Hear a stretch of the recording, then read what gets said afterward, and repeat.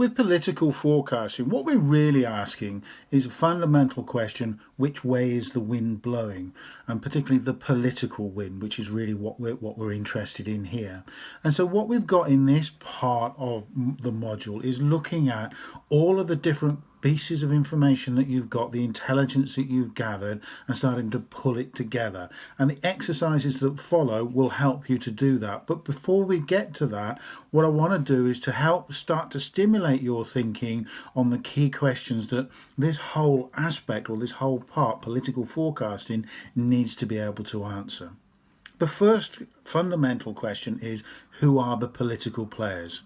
So within your arena, within your theatre of operation, if you like, who are the main people? You've got to focus on those that have the biggest potential to impact what you're doing. So the really powerful people, the really well-connected people, those that are in the ascendant and on the way up, able to somehow manage to influence the network or the environment as a whole to suit their purpose, be it for the good of the organisation or for the individuals. But you've got to start to nail down, who are these key people?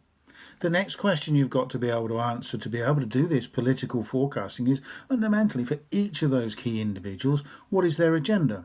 And by agenda, we're talking about not just their professional agenda, what their objectives are for the year or whatever. We're also, and perhaps more importantly, looking at beneath the surface, what's their personal agenda. So fundamentally, you've got to be able to answer, what is it they're trying to achieve, maybe this year, over the next couple of years, to suit their purpose, to fulfill their needs. As soon as you've got there, you can then start to puzzle out, so what's their actual strategy? So how are they intending, or how are they trying to further their ambition, further their purpose, achieve their agenda items and their objectives? So what is their step-by-step plan? What are their key principles that they're trying to do? Maybe it is about sort of sidling up and getting close to a particular individual in the organisation.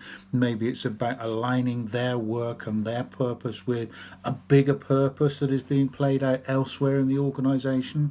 Maybe they've got some tactics in play as well. But you need, for each key individual, to start to draw some conclusions about how they're playing the game, how they're playing to achieve their agenda. Of course, and we've already covered this earlier in the course, no man is an island, and you've got to actually look at the environment around all of these people. So what are the environmental conditions that are affecting what is going on and each of the players within the system as a whole? And it could be that there's a takeover going on. It could be that there are announcements about job losses or cost reductions or big things like that. Maybe there's some legislation moves that are potentially going to be affecting each of these key individuals in a variety of different ways. But if you think about it, that's what you as an individual need to be mindful of when you're coming up with your strategy and your plan. And exactly the same for other people as well. That's what they're going to be thinking about. Well, oh, cool, this is all happening, and what am I going to do for the best?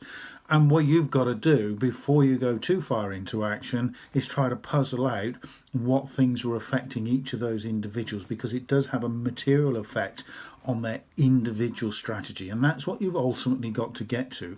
What is it that they're doing to move forward on their goals?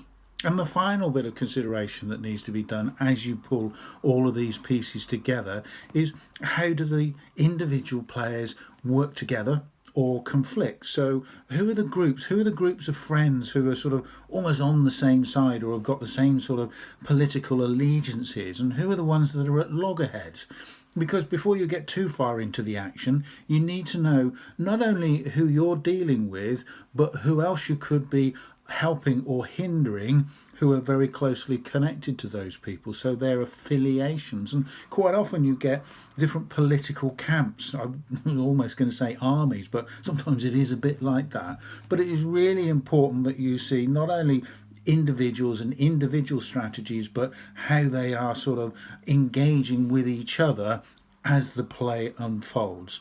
And it's only when you've got there that you can start to think, okay, this is the lay of the land, this is what's really going on, this is what's likely to be happening in the future as well, and then you can start to get some decisions made on what you're going to do.